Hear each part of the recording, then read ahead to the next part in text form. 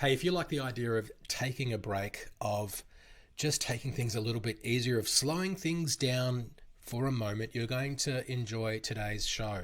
Last week we had a conversation about the importance of showing up. Today I want to put forward the arguments for switching off. Now, are these two things contradictory?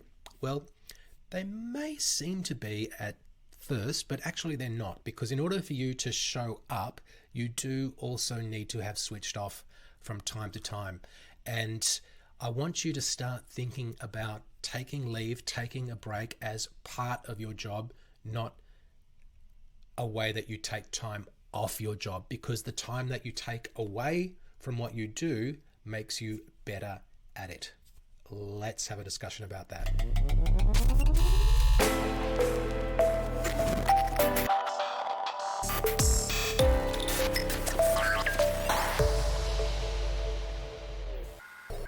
Hello, welcome to episode 109 of CRE Success, the podcast. My name is Darren Krakowiak.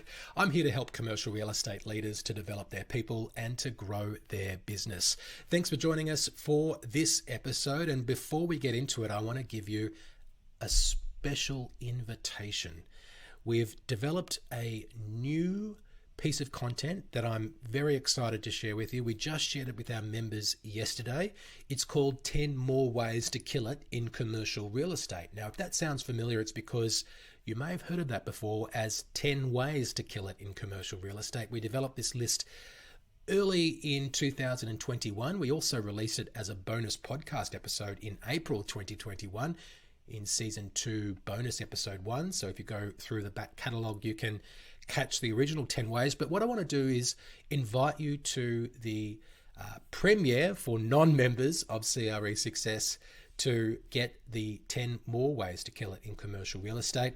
And for you to do that, all you've got to do is register at cresuccess.co/more. M-O-R-E, cresuccess.co/more. When you do register, what we'll do is we'll also send you the list of the original 10 ways to kill it in commercial real estate. In case you missed it or you'd like a refresh, we'll also show you where you can listen to that presentation. And of course, you'll be the first of our non-members to take in the new session, 10 More Ways to Kill It in Commercial Real Estate. So let's get into today's episode, which is all about the importance of switching off. And you might have been thinking about taking a break because a lot of signals are telling us that it's time to take a break. Christmas is coming. You don't have to wear a mask anymore on a plane, on a train, or in an automobile, in a rideshare car. Things are getting back to normal. So if you haven't planned your end of year escape yet, that is possibly something that is going on in the back of your mind and you're starting to think about doing soon.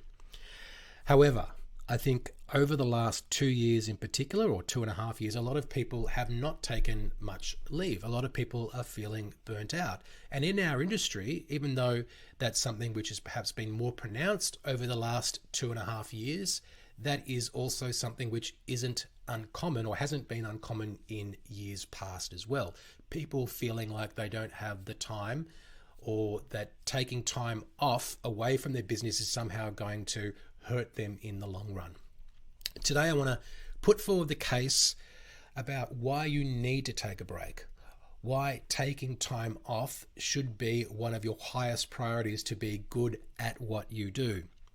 And I'm also going to suggest that you don't just take off the 3 weeks when the industry shuts down between Christmas and the second week of January here in Australia, whatever that is for you.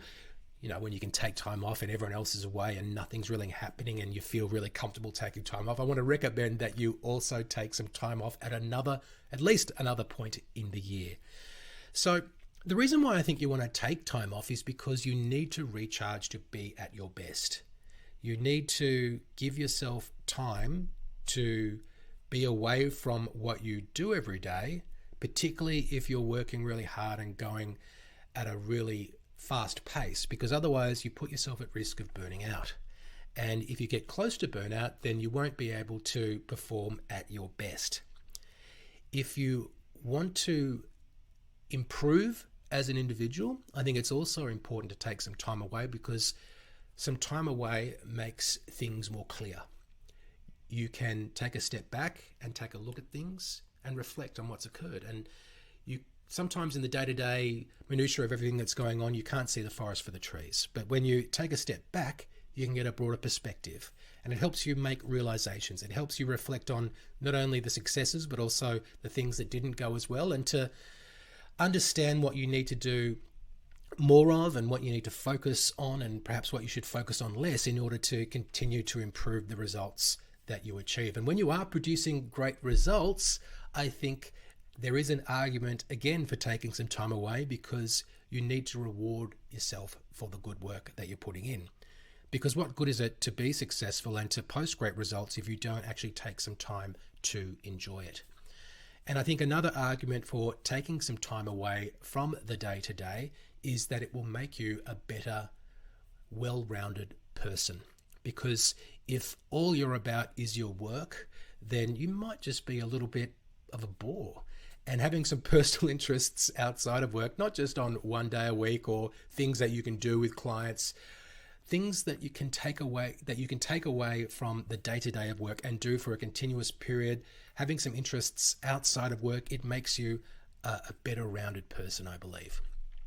Now, when you take leave, like I said, many people take leave at the times of the year when the industry shuts down, but I think a real test of your ability to switch off and take leave is also to take at least a quarter of your leave at times when things aren't shut down, and to really unplug from what is going on in the day-to-day. When you're able to unplug from your business for, say, a week, that shows you that the systems and processes that you've got in place are really strong.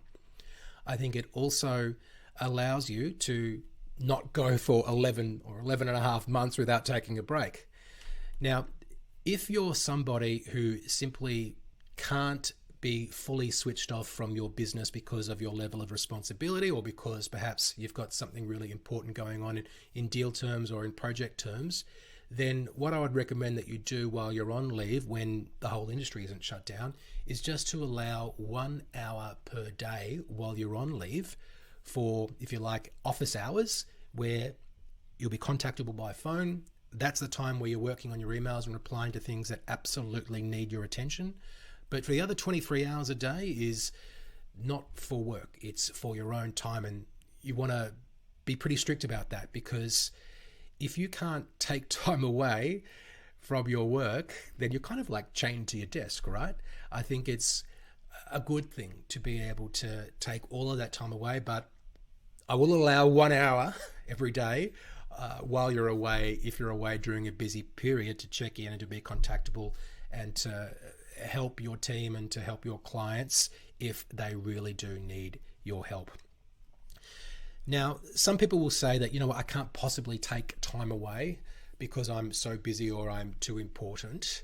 And I want to let you know that I was previously in an important role, and I used to take 6 weeks of annual leave. So how I negotiated that was that in the previous role I was in, my previous boss decided that everyone at this level was going to get 6 weeks of annual leave, and he just introduced that. So then when I moved to another organization, I said, look, I get 6 weeks annual leave and I expect to receive the same, and they awarded me that. Now, what I found is that my target didn't go down proportionately to the time that I wasn't at work. I was still expected to deliver the same amount than if I'd taken 4 weeks or even less leave, because we're in a performance-driven industry, right? And the less time that you have to do things, the more efficient that you become. So if you allow less time for an activity, it's more likely that you'll find a way to get it done more efficiently because you allow less time.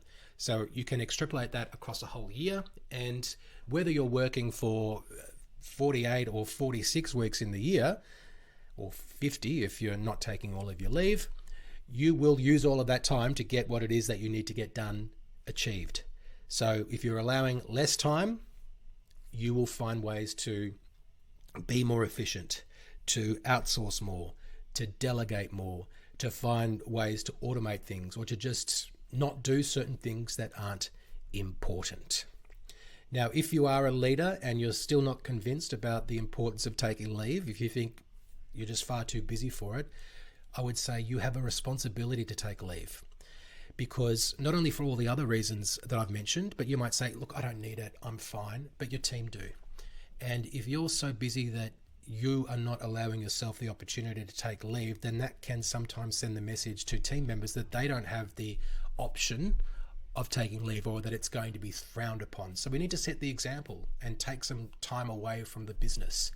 That's one reason. The second reason why, as a leader, you need to take leave is because if you and your people don't take leave, that becomes a burden, a financial burden that the business continues to carry. So here in Australia, for example, we don't have a use it or lose it annual leave policy. When I worked in Korea, they did have that policy. We used to have to try and force people to take leave towards the end of the year because we weren't able to carry it over, but there were these labour laws that said that people should be able to use their leave. Complicated. But here in Australia, you've got staff, they get their 4 weeks of statutory annual leave. If they only take 2 weeks annual leave, then next year they have 6 weeks. And then if they only take 2 weeks that year, next week they have 8. The next year they have 8 weeks.